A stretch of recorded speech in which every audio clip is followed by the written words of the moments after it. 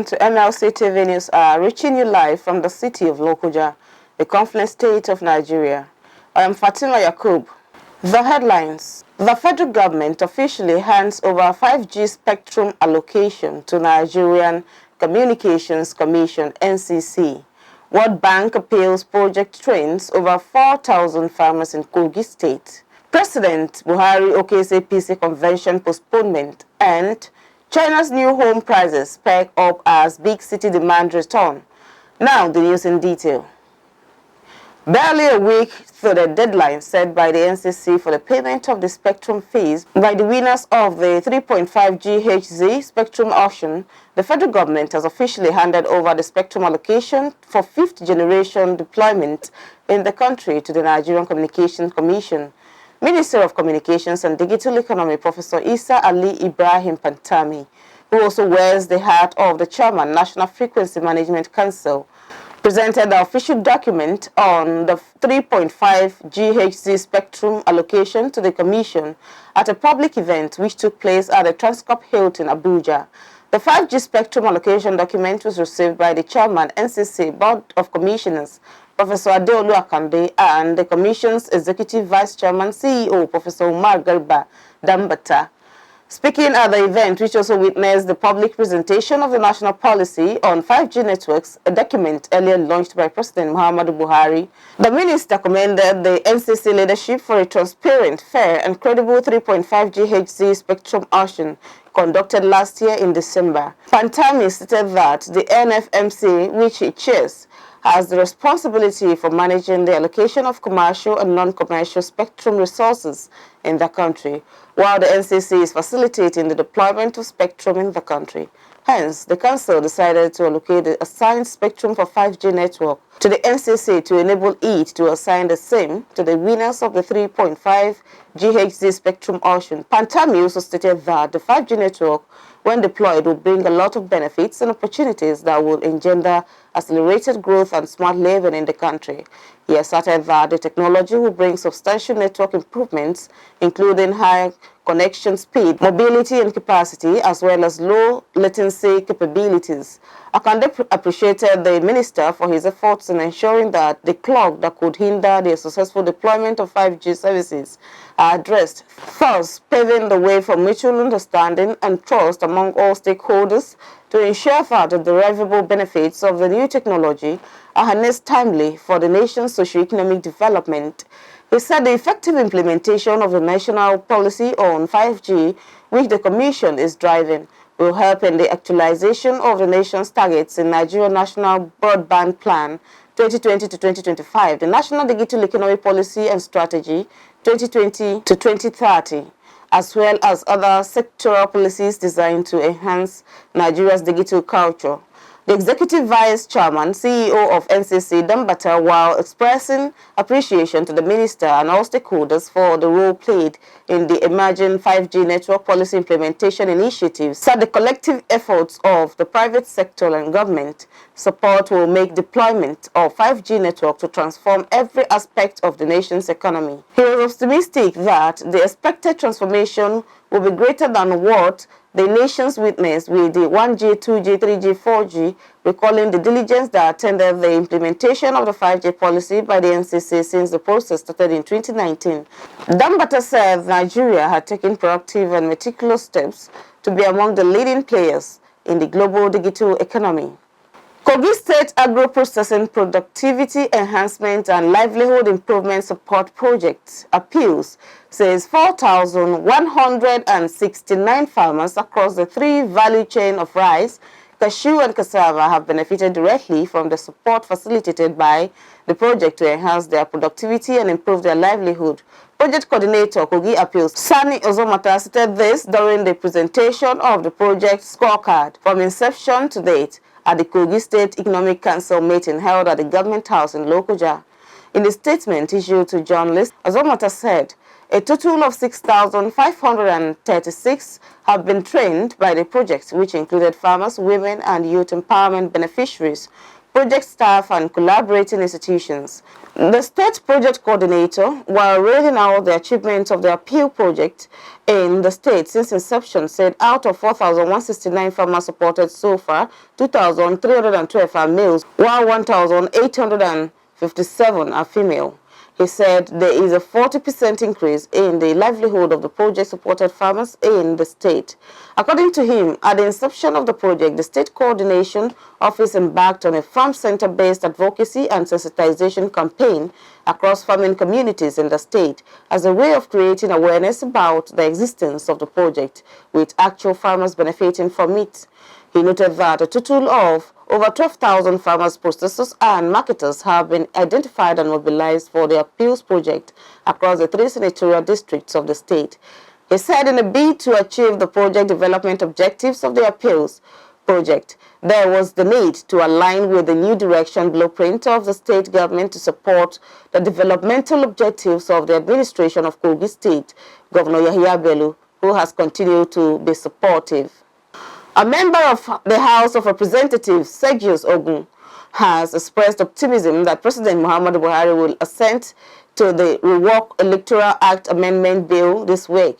He said that the National Assembly has given attention to the wishes and demands of the President, stressing that there was no other cogent reason not to sign the bill into law. It will be recalled that the President had rejected the bill picking holes with a direct primary mode of election for political parties in choosing their candidates, earlier provided by the Parliament. Reworking the bill, however, the National Assembly added indirect and consensus options to the direct primary clause and transmitted the bill to the President, but the days are counting and the President is yet to give his assent. Going by the earlier timetable of the Independent National Electoral Commission (INEC) on the 2023 general elections, the first election is scheduled to hold on February 18, 2023. Speaking exclusively to journalists against the backdrop of the election timeline, Ogun, who represents Esan Northeast, Esan Southeast constituency of Edo State in the Federal House of Representatives, said the Federal Parliament may have no choice but to override the President should he fail to do what is expected of him in the coming weeks. He said he is sure he will sign the bill into law this week. If he doesn't, the NAS will have no choice but to override him. The NAS bent over to accommodate everything he requested for in his letter to them and more. What else can they do, he asked. The future of this country is not about the President, but our young people, hence they will do the needful. The ruling All Progressives Congress APC has settled for a shifting date of its national convention following President Muhammadu Buhari's approval. According to the source, in the report on Sunday, it was gathered that the caretaker Extraordinary Convention Planning Committee, chaired by the Yobe State Governor, Mai Malabuni, met and took a decision to postpone the party's national convention, which was earlier scheduled to hold this Saturday. The committee decided on a 2-week shift, a development that may not have gone down well with other stakeholders of the party, most of whom are agitating that the convention should hold on February 26th as earlier scheduled. There are also indications that stakeholders settled for a postponement owing to logistics gaps in the convention planning. The governor of OSUN State, ABUJA Oyetola, has swept all the 30 local government areas and Ile-Ife East Area Office in the just concluded governorship primary election of the All Progressives Congress (APC). Oyetola pulled 222,169 votes to defeat the duo of Adeoti Moshood Olalekon, who is a former secretary to the state government, and Yusuf Suleiman Lasson, who is a former deputy speaker, House of Representatives. According to the official results announced, Adeoti pulled 12,921 votes to come a distant second, while Lasson pulled 460 votes to come third. The governor and the winner extended hands of fellowship to the co-contenders just as he asked members of his party, the All Progressives Congress, to close ranks and eschew bitterness in all forms, saying the time has come for all the aggrieved members to have a rethink and join hands with him to further strengthen the party and deliver outstanding results at the gubernatorial poll. He reiterated his administration's commitment to running all-inclusive, equitable, and participatory governance in the state. Governor Oyetola stated this while delivering his acceptance speech shortly after he was declared the winner by the party's governorship primary election committee, led by the Kwara State Governor Abdul Razak Abdurrahman. He described the victory as a restatement of people's confidence in his development agenda, which hope delivered in 2018 and performance sailed in 2022. Governor Yetila said on this historic occasion of the peaceful conclusion of the primary election and his emergence as the candidate of their great party, the All Progressives Congress APC in Osun State, he gave glory to Almighty God for making it possible. The lawmaker representing Obokmuri at the federal constituency in Osun State at the House of Representatives, Oluwole Oke, has called on aggrieved members and stakeholders of the People's Democratic Party to stop attacking Governor MAKINDE of Oyo State over the forthcoming governorship election in Osun State. Oke, in a statement issued, urged those concerned to remain calm, focused, and prayerful towards recording victory in the poll scheduled for July. The lawmaker, who is chairman of the House Committee on Public Accounts in the state titled Osun Gilbert, Stop Attacking Governor MAKINDE, Let's Be Focused, federal lawmaker councils aggrieved party members described MAKINDE as an astute and pragmatic party leader. Oke said recently he observed a flood of criticism towards the doorpost of Governor MAKINDE over his action or inaction in the evolving PDP matter in Osun State, which is uncalled for, unwarranted, misplaced, and misdirected. While noting that the issues like those in the PDP often arise when an election is approaching, he said, all the real and perceived problems within PDP in the state are not beyond amicable resolution, and he commends the elders and leaders for their meaningful mediation, which is already yielding fruitful results. Oke said Oyo governor did not declare his support for any of the governorship aspirants in Osun as being alleged by a group of the party member in the state. The National Drug Law Enforcement Agency disclosed that its operatives have foiled the attempt by a syndicate to steal at least 2.7 billion naira from the Nigerian economy by pushing into circulation a fake $4.7 million cash. The operatives had, in the early hours of Friday, intercepted a consignment sent from Lagos to Abuja at ABUJA area of the Federal Capital Territory. The controlled delivery of the parcel, counterfeit US dollars, totaling $4.7 million, led to the arrest of a principal suspect, 52-year-old Abdulmumuni Mekasua. The seizure followed intelligence received by the FCT command of the agency detailed the movement of the cash and the vehicle conveying it. Meanwhile, Chairman Chief Executive of NDLEA, Mohammed Buba Marwa, has directed that both the cash and the suspect in custody be transferred to the Economic and Financial Crimes Commission, EFCC, for further investigation. In Kwara State, barely 3 weeks after a nursing mother, Rashidat Adebayo, 38, was granted administrative bail following her arrest for dealing in illicit drugs, operatives have again arrested her in Offa with assorted drugs such as tramadol, swinol, diazepam, and pentazocine injection ampoules. Before her latest arrest, the nursing mother had been arrested and granted bail on 24th of January 2022 for dealing with similar drugs. In the same vein, NDLEA officers have arrested 2 drug dealers, Sani Isa aka Bizal and Bala Yerima in Hang, Adamawa State, with 239 blocks of cannabis sativa weighing 209 kg, just as operatives of the Bauchi State Command have intercepted a truck coming from Lagos to Maiduguri at Azare, Bauchi. More trouble appears to be looming for the suspended commander of the Inspector General of Police Intelligence Response Team, ACP, Abakiari, as the National Drug Law Enforcement Agency launches into the probe of the seizure of a large consignment of tramadol, an illegal drug in Lagos.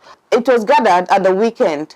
Commenced the probe as those close to Kiari in the police were believed to be worried that more alleged illegalities linked to the team led by the police officer may be uncovered.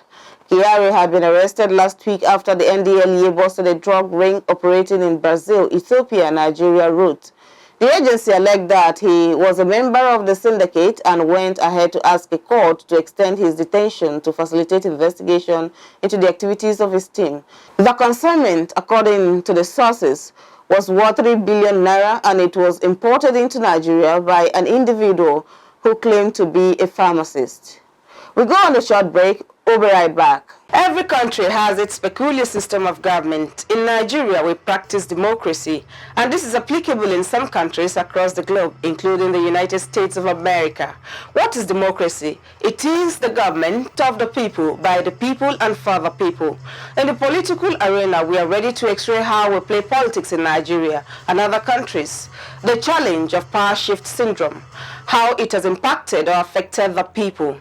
How can we make it better for all? Join Fatima Yakub on Mlc TV online every Saturday by 9 p.m. to discuss and examine all about the politics and the power that be. Mr. President, I was once there as an opposition senator. There was never a time that we called the president at that time, who was a PDP president, an insult, because this is our institution.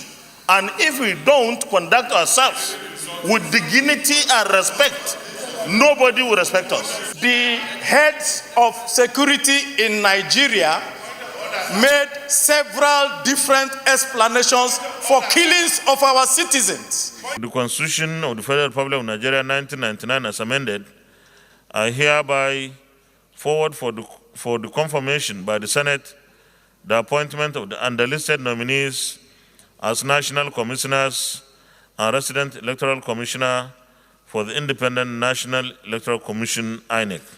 To watch us, subscribe to our YouTube channel, Mlc TV. Like our Facebook page, MLC TV, and follow us on our Instagram, MLC TV 2021. We are here to inform, educate, and to criticize constructively. Don't miss it.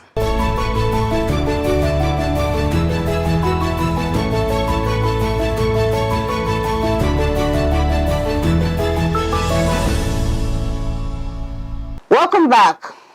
On our foreign scene, it was revealed through the palace British monarch Queen Elizabeth II has tested positive for COVID-19.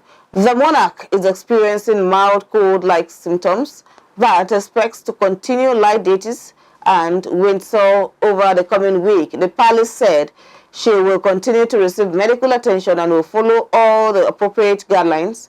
It added in a statement, the Queen, 95, had been in contact with her eldest son and heir, the Prince of Wales, who tested positive last week. It is understood a number of people have tested positive at the Windsor Castle, where the Queen resides. Prime Minister Boris Johnson tweeted, "He is sure he is speaking for everyone in wishing Her Majesty the Queen a swift recovery from COVID and a rapid return to vibrant good health." The announcement comes weeks after the UK's longest reigning monarch reached her platinum jubilee of 70 years on 6th of February. US President Joe Biden has agreed in principle to hold a summit with Russian President Vladimir Putin to discuss the crisis over Ukraine. The White House said the summit proposed by France will only take place if Russia does not invade its neighbor. The talks could offer a possible diplomatic solution to one of the worst security crises in Europe in decades. U.S. officials say intelligence suggests Russia is ready to launch a military operation, which Moscow denies. The proposal was announced by the French presidency after 2 phone calls between President Emmanuel Macron and Putin, which went on for almost 3 hours in total. Macron's office said details of the possible summit will be discussed during a meeting between U.S. Secretary of State Antony Blinken and the Russian Foreign Minister Sergei Lavrov on Thursday. In his first call with Macron, Putin agreed on the need to prioritize a diplomatic solution to the crisis, according to the French presidency, and that intense work would be carried out to enable a meeting in the next few hours, aiming for a ceasefire. Putin blamed the Ukrainian military for the escalation of tensions. The Kremlin said Ukraine has rejected this, saying Moscow is engaged in provocation campaign aimed at creating a pretext for intervention. However, the French presidency said both leaders agreed to resume talks through the Normandy format, a group created to resolve the conflict in the Donbass that includes Russia, Ukraine, France, and Germany. UK Prime Minister Boris Johnson said Putin's commitments to Macron were a welcome sign he might still engage in finding a diplomatic solution. But Johnson called on Putin to step back from his current threats and withdraw troops from Ukraine's border. On business, China's new home prices rose for the first time since September on a monthly basis. Official data for January showed on Monday as efforts to soften the blow from tough regulatory caps on property supported buyer sentiment, particularly in big cities. Average new home prices in China's 70 major cities climbed to 0.1% from a month earlier in January, compared with a 0.2% drop in December, according to Reuters calculation from data released by the National Bureau of Statistics. China's property market, accounting for a quarter of gross domestic product by some metrics, has slowed due to Beijing's push to cut leverage in the sector amid defaults at heavily indebted players such as China Evergrande Group. To ease the pain for developers, authorities have taken a slew of measures since late 2021, including giving real estate firms easier access to funds from escrowed accounts. The marginal improvement in the financial and credit environment since the fourth quarter of the last year helped the value of transactions to bottom out, said Zhu Xiao, analyst at Baker Research Institute. Credit conditions are expected to continue to ease, which would help lift transactions and stabilize home prices, Zhu said. Household loans, mostly mortgages, surged to 843 billion yuan, $133 billion in January, more than doubling from 371.6 billion yuan in December, according to the central bank data earlier this month. Overall, new bank lending more than tripled in January from the previous month. Chinese lenders tend to front-load loans at the start of the year to get higher quality customers and win market shares. And on sports,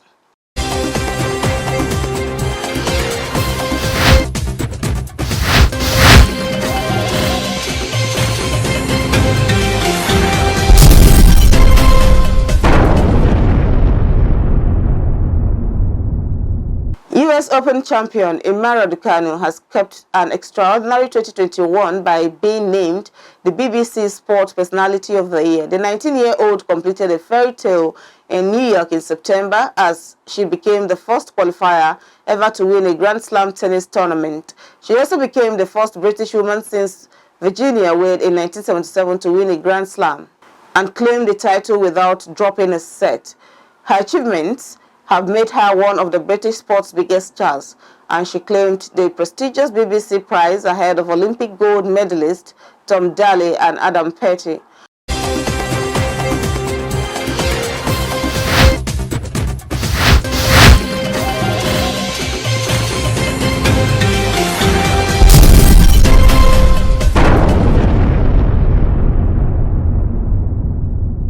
It's Local Government and You, a program designed to take you to every nook and cranny of any local government areas of the country, Nigeria.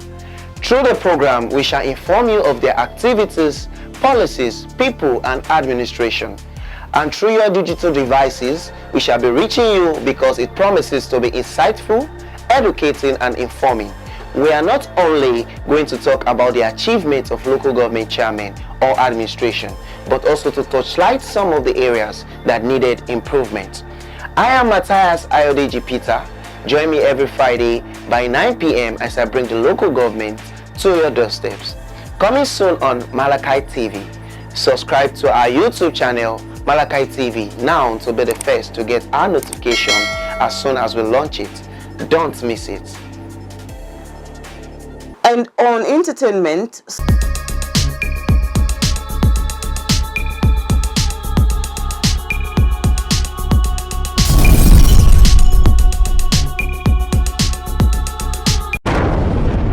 Sonny's Long in the Works video game adaptation, Uncharted collected $44 million over weekend, enough to lead domestic box office charts and solidify Tom Holland's star's power. The big-budget action adventure has been positioned as a key test of Holland's bankability outside of his blockbuster success as Spider-Man. Uncharted has received mixed reviews at best, so it is safe to assume the 25-year-old British actor had a healthy hand in selling tickets. It also helps that Uncharted is rated PG-13 and based on one of the most popular video games. CNN has reported on Sunday that Justin Bieber has a mild case of COVID-19, citing a representative for the Canadian singer. Bieber was scheduled to perform as part of his Justice World Tour in Las Vegas on Sunday, but the show has been postponed due to his positive COVID test, the report said.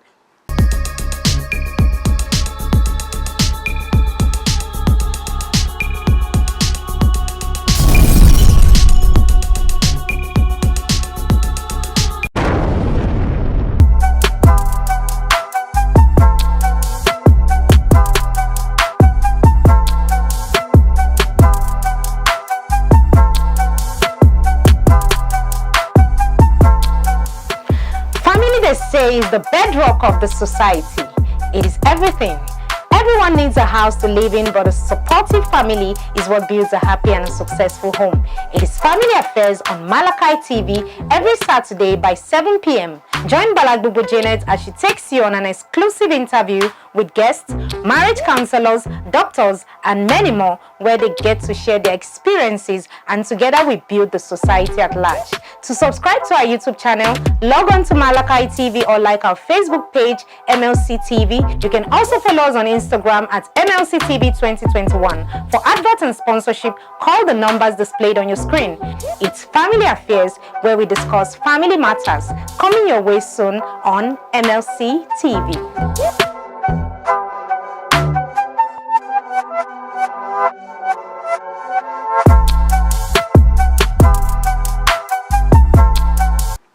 And that is all on news today. Join us tomorrow evening via our YouTube channel, Mlc TV, to watch our news hour. You could also like and follow us through our Facebook page, MLC TV, Instagram, MLC TV 2021, and Twitter at MLC TV 1. For your event coverage, feedback, comments, or contributions, call any of our numbers displayed on your screen. And don't forget our special programs designed to educate, inform, entertain, and reform. The programs are Family Affairs, Saturday, 7 p.m., Political Arena, Saturday, 9 p.m., and Local Government and You, Friday, 9 p.m. Don't forget our news is on Monday to Friday.